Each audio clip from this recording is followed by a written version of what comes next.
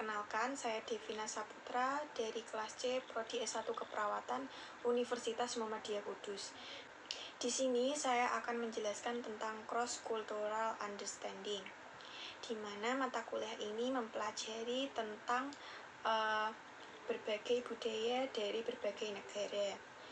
Nah, di sini budaya sendiri adalah terdiri dari musik, seniman, lalu juga ada gaya berpakaian, agama, suku, dan gaya berbahasa, dan juga yang lain-lain.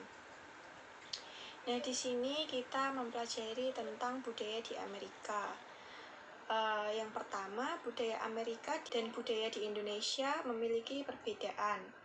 Contohnya, pada Amerika biasanya kalau sarapan itu menggunakan sereal, roti, dan yang lain-lain. Tapi kalau di Indonesia menggunakan nasi sebagai konsumsi untuk sarapannya. Nah, itu salah satu contoh perbedaan makanan pada negara Amerika dan negara Indonesia. Nah, di sini kita menekankan pada budaya bahasanya. Sebelumnya kita mempelajari budaya-budayanya itu harus mengerti bahasanya terlebih dahulu supaya kita tidak setengah-setengah dalam mempelajari budayanya, yaitu mempelajari budaya seniman atau gaya berpakaian, agama, tapi kita juga harus mempelajari gaya bahasanya seperti apa, gitu. Nah, yang pertama di sini ada verbal pattern, yaitu merupakan bagaimana cara kita berkomunikasi dengan orang Amerika. Itu ada 3 atau dibagi 3, yaitu ada formal, semi-formal, dan informal. Yang formal ini lebih sering digunakan pada orang yang belum dikenal dan juga digunakan pada yang memiliki gelar seperti profesor, doktor, seperti itu. Lalu pada semi-formal ini digunakan pada orang yang belum dikenal, juga masih memiliki sopan santun terhadap orang yang belum dikenal. Lalu juga ada informal, atau ini lebih sering digunakan pada teman antar teman atau yang sudah kenal lama, sehingga tidak perlu menggunakan bahasa yang terlalu formal. Di sini ada contoh percakapan yang formal, semi-formal, dan informal. Yang pertama ada formal. Di sini, hello Professor Andre, my name is Jenny. I would like to ask about the assignment you gave yesterday. Sure, let's ask anything about it. Nah, itu contoh salah satu percakapan dari formal. Lalu di sini juga ada contoh dari semi-formal, yaitu ada I'd like you to meet my friend Rhea Zizen. Rhea, this is my sister Zize. Hey Zize, nice to meet you. Hey Rhea, nice to meet you too. Nah, itu contoh percakapan yang semi-formal karena belum pernah ketemu, supaya ada sopan santunnya sedikit. Lalu ada juga yang informal, contohnya yaitu hey Mia, oh hi Cherry, what are you doing in here? I'm here to buy the latest novel.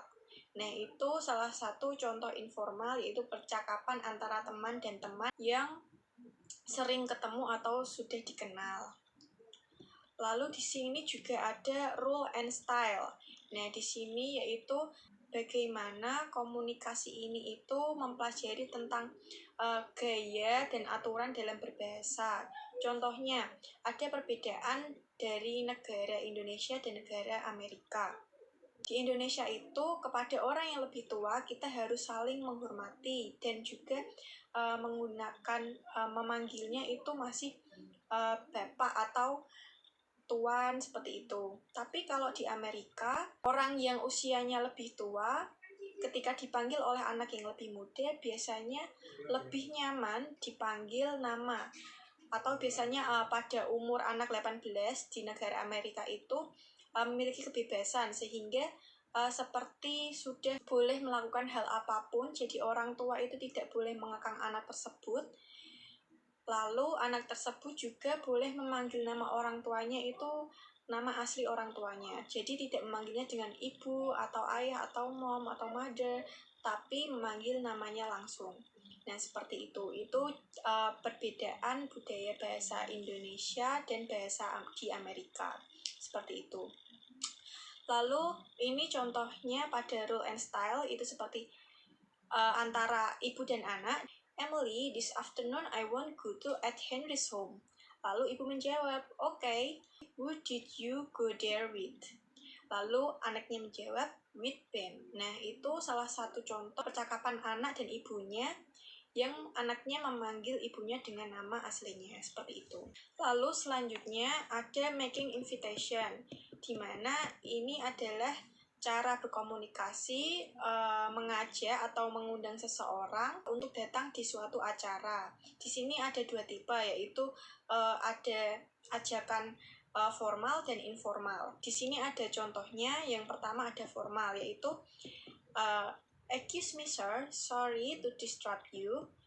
Lalu misternya menjawab, it's okay Lisa, what happened? We would like to invite you to attend the first OSIS meeting with our new members from Grade 10. The agenda will be introduction and familiarizing basic rules of the organization. The meeting will start after school at 3 p.m. in the school hall, sir.